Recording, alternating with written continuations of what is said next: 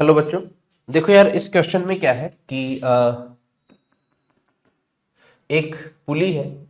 पुली का moment of inertia हमें find करना है। दोनों तरफ मास हमें मालूम है m1 और m2। ठीक है, इसका कुछ ना कुछ एंगुलर एक्सेलरेशन आएगा अल्फा। इनका कुछ ना कुछ एक्सेलरेशन m2 को मैं बड़ा मान रहा हूँ। ठीक है, तो सबसे पहले तो इसका एक्सेलरेशन फाइंड करना है और इसको जो है रिलीज करा है।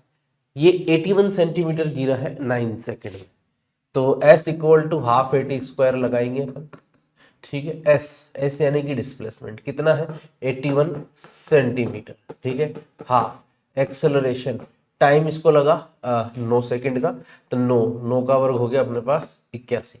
ठीक है, ये 81 खत्म हुआ, ये 2 से गया 50, एक्सेलरेशन आ गया 1/50 यानी कि 2/100 यानी कि 0.02 मीटर पर सेकेंड स्क्वायर। ठीक है, एक्सेलरेशन अपने को मिल गया। अब एक्सेलरेशन अपने को m1 m2 और i की टर्म्स में फाइंड करना है। ठीक है, तो यहाँ पर रेडियस दे रखी है इसकी 2 सेंटीमीटर की, तो a equal to r alpha, इससे अपने को एल्फा भी मिल जाएगा। तो 0.02 इक्वल टू आर की वैल्यू भी 2 सेंटीमीटर है। 2 सेंटीमीटर यानी कि 0.02 इंटू अल्फा। तो देखो अल्फा की वैल्यू 1 मिल गई। ये तो हो गई एक कहानी। अब उस पर FBD बनाते हैं। देखो इधर m2g, इधर टेंशन मान लो T2, इधर m1g, इधर टेंशन मान लो T1। ठीक है, तो m2g minus T2 equal to m2a।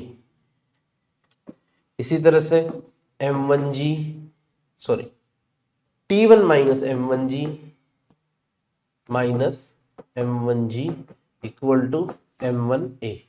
NLM की इक्वेशन हो गई। टॉर्क की इक्वेशन बनाओ पुली पे, T2 का टॉर्क माइनस T1 का टॉर्क। ठीक है, T2 माइनस T1, ठीक है, इक्वल टू आई अल्फा। आई हमें पता लगाना है, अल्फा हमारे को मिल गया 1। ठीक है, अब यहां से इसको लिख देते अपन, आर को इधर पहुंचा देते हैं।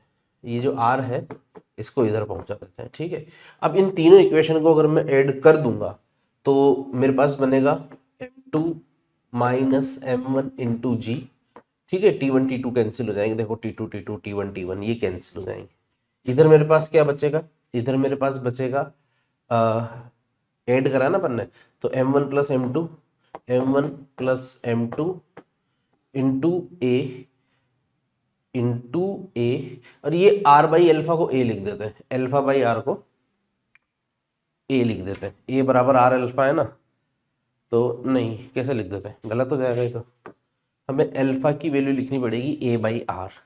अल्फा को a बाई आर लिख देंगे या a को r अल्फा लिख देंगे, इस वाले a को r अल्फा लिख देंगे, एक ही बात है। तो इसी को मैं लिख देता हूँ a बाई आर।